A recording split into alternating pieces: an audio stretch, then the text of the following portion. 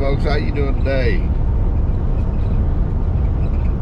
Just out here getting blown around like a single wide tornado. Come out and talk to y'all about today about you you're gonna go out and find your first real trucking job. I ain't talking about that job you got right out of school when you got your CDL. You spend a year or two getting your nose clean, getting some experience. You're ready to go out and really go shopping for that first good trucking job. And you quickly find out it's nothing like going out and finding a job in the regular world. On the regular world, you hear some places hiring. You go out and fill out an application, go down there and do an interview,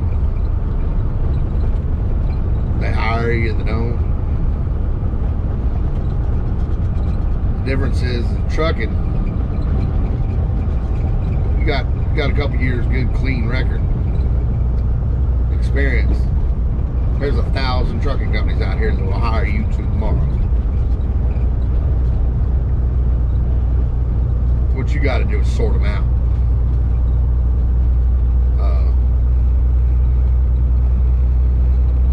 First thing you spy, you sit on the back of all these trailers and everything. Start and pay 50 cents a mile. Start and pay 55 cents a mile. Our drivers made $76,000 last year, or $2,500 a week. It's just all. They'd like to focus on the money, and don't get me wrong, money is important.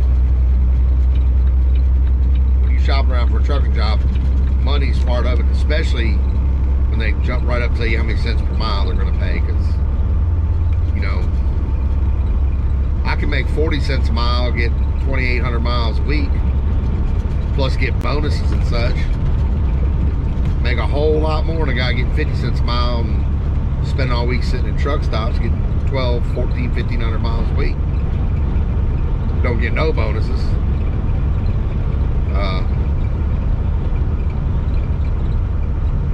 So you got to take that with a grain of salt. You have to do your research. And generally, a trucking company, you have several main factors as a driver, as a company driver, what you want out of a trucking company. First is your pay, of course. That's number one. What you gonna be making? Not only in cents per mile, what kind of miles are they getting? Do they pay safety bonuses or fuel bonuses or Christmas bonuses or you know, any of that stuff?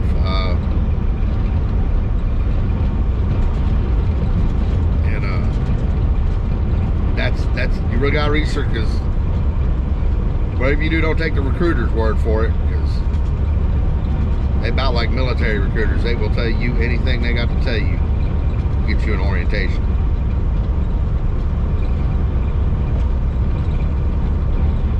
Figure out the you know, the mileage and add up what you're going to be making. If that's satisfactory to you,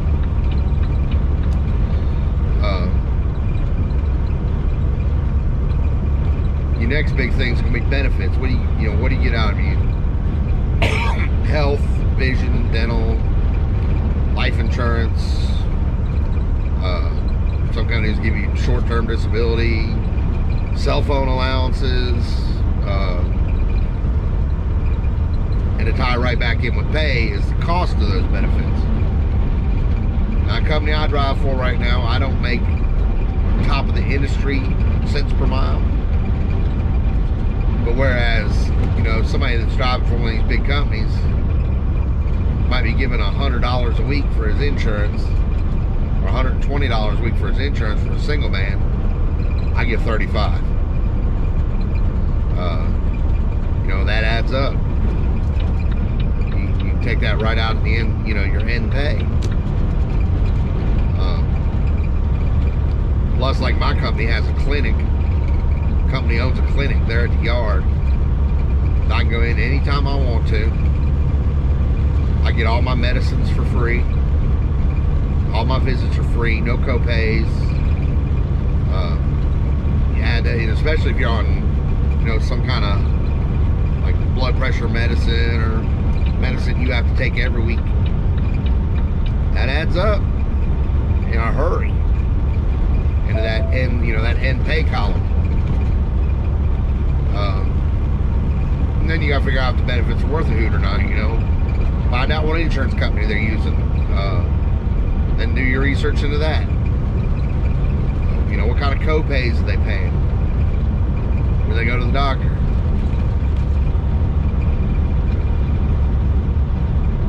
And, people always take that as second.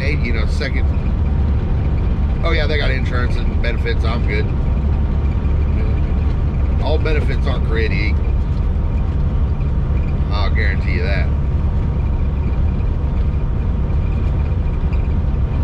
Next area you're going to be looking at is the equipment they're going to put you in. Are they going to put you in, a baseline ProStar with a little itty bitty sleeper on it, and a 3.5 horsepower Briggs & Stratton, won't get out of its own way,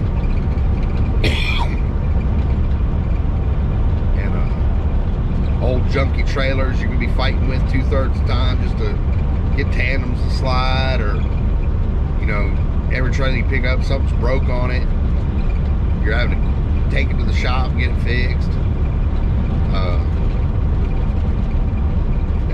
That translates into money. If you're sitting down at the shop at the TA getting wheel seals done on your trailer while you on the clock, just lost drive time, which means you lost money.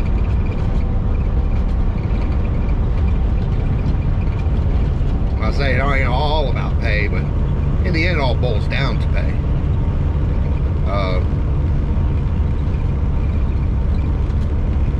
You got a little bitty truck with a little bitty sleeper, and you don't have room for a microwave or refrigerator, or ain't got no inverter in it, so you can't cook your meals on the road. Bam, you're right back in that money thing, and your health. If you're having to live out of truck stops, especially if they got you sitting at truck stops all the time waiting on loads.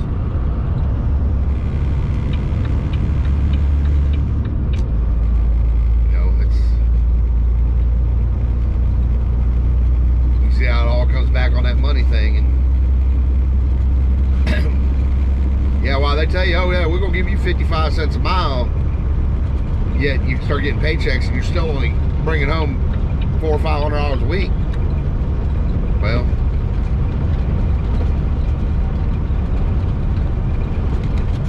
if you're in trucking, you got any kind of experience at all, and you aren't turning $50,000 to $60,000 a year, you need to just back out of trucking, because you can do it blindfolded. You are working for the wrong company. Now I'm talking 50 to 60,000 with good benefits, driving decent equipment.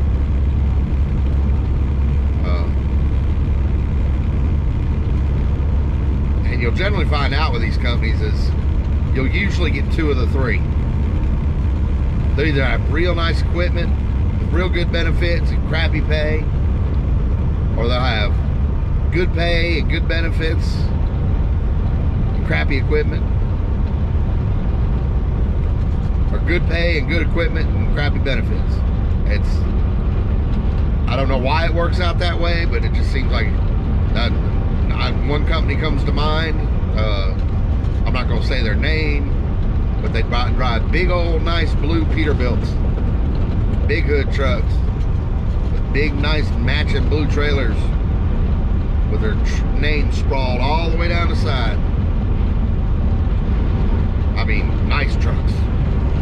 And I don't know about their benefits, but I know when you walk in through the door there, they're going to start you out about 36 cents a mile. And you ought not even step on the first step of a truck for 36 cents a mile. This ain't 1988.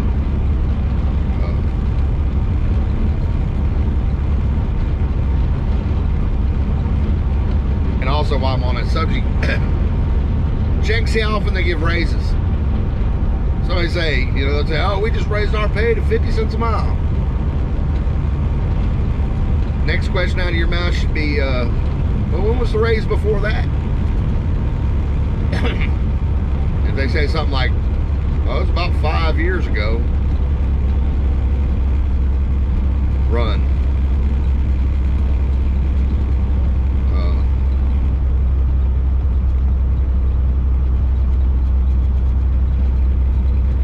There are good companies out here. You just have to hunt them out. And usually those books you find at the truck stops, it's just they're like a TV guide for jobs. And they just got jobs and jobs. That's all the book is jobs. Most of those companies in those books aren't the ones you want to work for.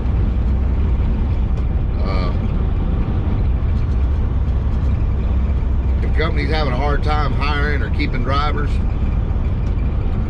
there's a reason behind that. Best way to find out is in your local, wherever you're living. You know truck drivers where you live and such around your area. Start asking questions. Put your ear to the ground. Because the companies that are the best companies don't advertise at all. They don't have any problem keeping drivers. I've seen companies that have waiting lists of drivers. And the HR man's got like 10 names and phone numbers in his desk. And when a truck comes open, he just starts calling those people until he fills that truck back up. They do exist.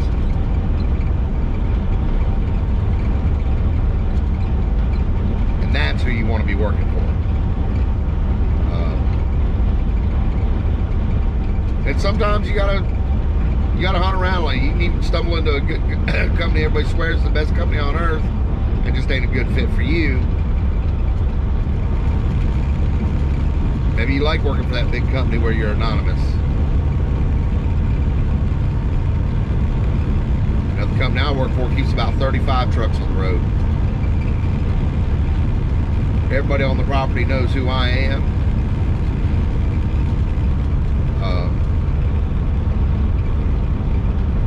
That's just the atmosphere I like, That way when I pick up the phone and call them, well, whoever picks up the phone on the other end recognizes my voice. And I know who to go to, whatever problem I got. And generally it gets fixed, or I get told to jump off a bridge.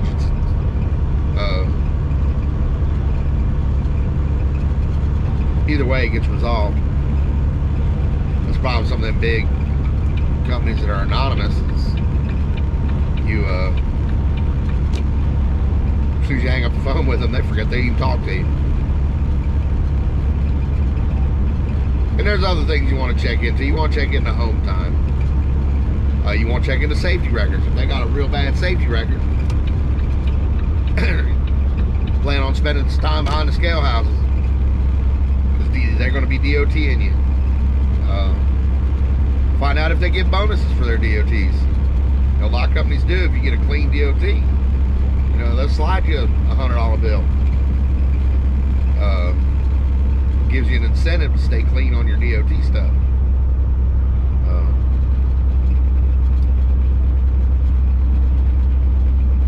Find out what kind of home time you're going to get. You ever going to see the house? You can make all the money in the world if you ain't never home to spend it.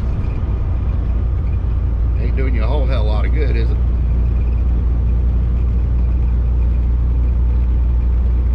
Like I say, don't believe what they tell you. Go out and do some digging.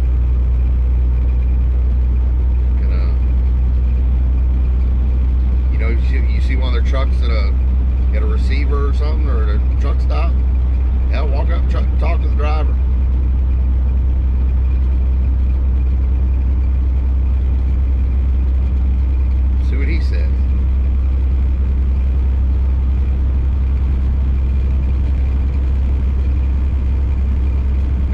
lucky when you go for that second job. When you get out of that training job, go to that second job, it'll be a job you keep for years, and you'll be really happy. Ain't saying it's going to happen that way, but sometimes it takes 2 or 3 skips before you find a good home.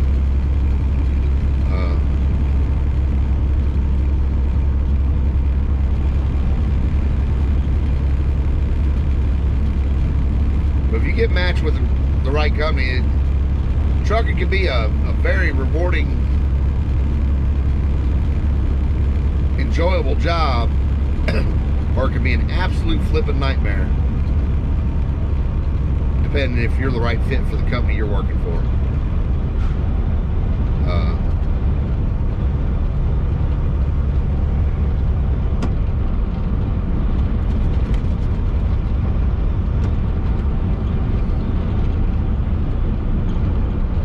See a lot of these drivers out here on the internet that are just bawling their eyes out about the company they work. The company did this to me, company did that to me. Trucking sucks. Don't ever become a truck driver. And you'll see them time after time still complaining about the same company. And you gotta ask yourself, why ain't you went somewhere else, driver? If that company's just that terrible. And they'll tell you something like, oh, they're all that way. No, they're not. They are good companies out here to work for that will appreciate your experience, and if you are a truly professional driver, they will reward you for it.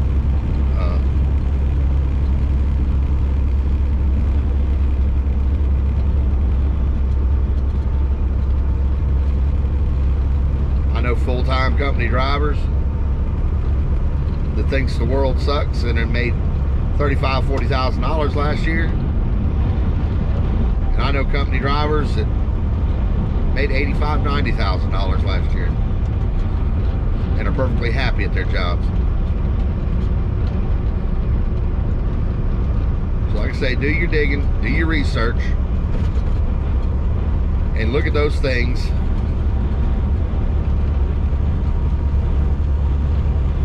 And if you call that recruiter and first question out of your mouth is going to be, what's my starting pay?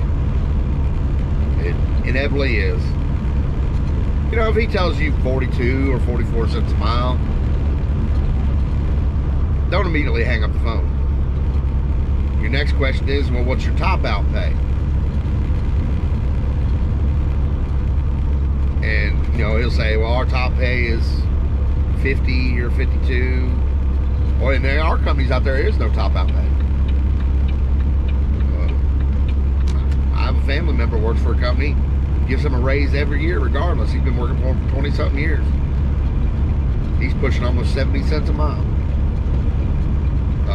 But regardless, every year he gets a raise. And then your third question on that is, okay, your starting pay is 44, your top out pay is 52. How long does it take me to get there?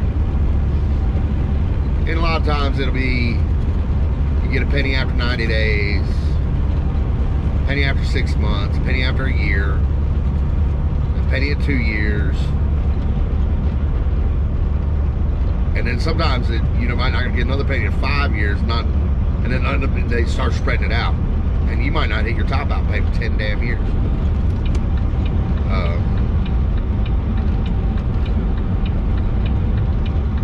And that ain't no good. That means you go 5 years without a raise. When you finally did get one, you get a penny. Ask them about their bonuses, how they pay them. If they have safety bonuses, what does that entail? Most companies, it's no DOT reportable accidents.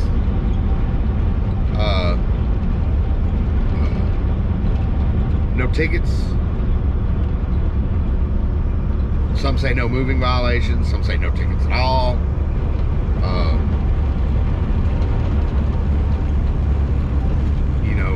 And then there's some companies say a scratch can't show up on your truck.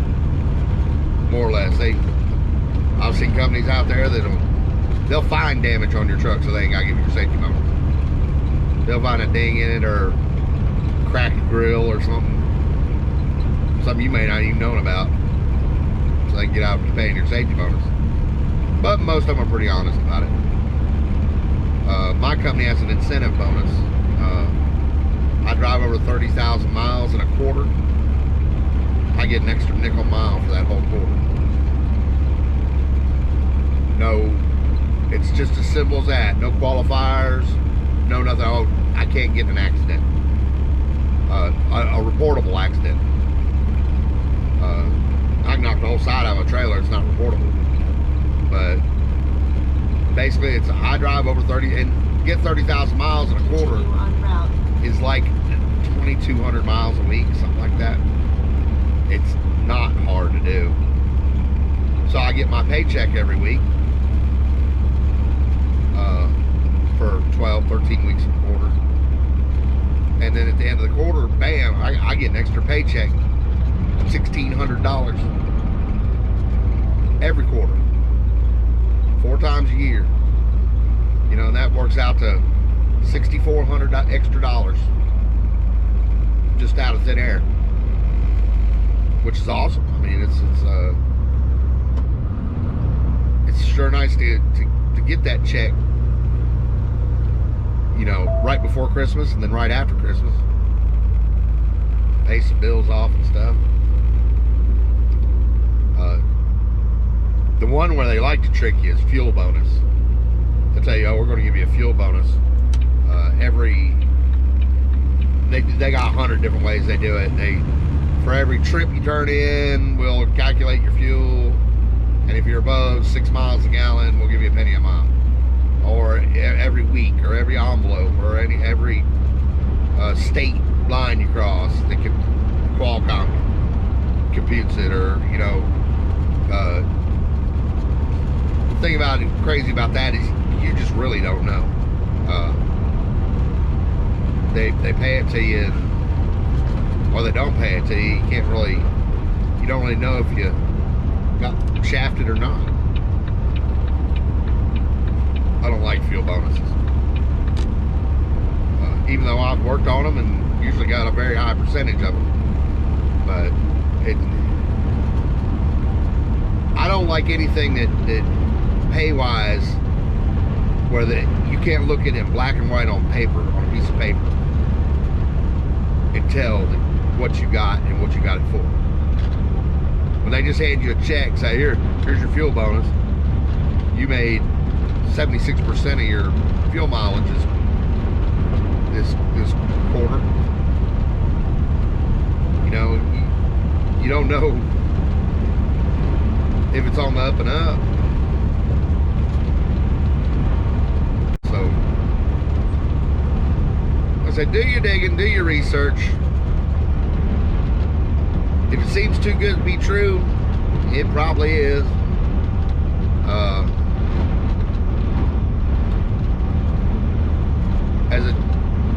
As a general rule, I would recommend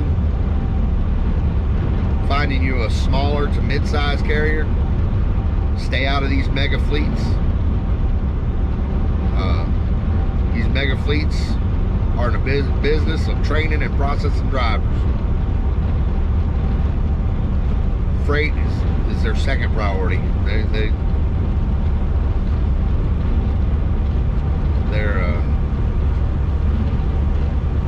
And I know people who's worked for big companies for years and didn't mind it, but I've worked for them and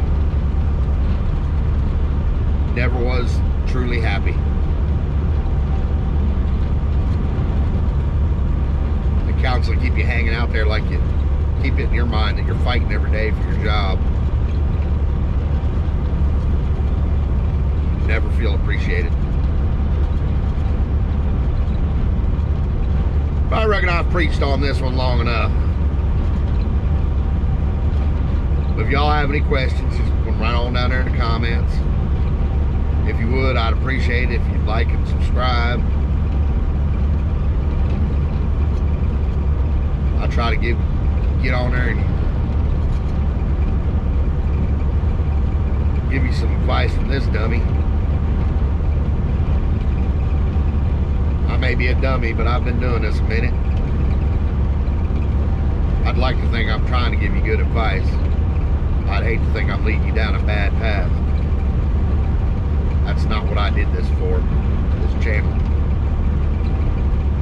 I'm trying to keep people from falling into some pitfalls that I fell into, or I saw people fall into. So when you get as far as I am in the industry, you'll be a lot further along than I am. That's my big thing. That's what I want to see. Because in the end, it'll make a better industry for all of us.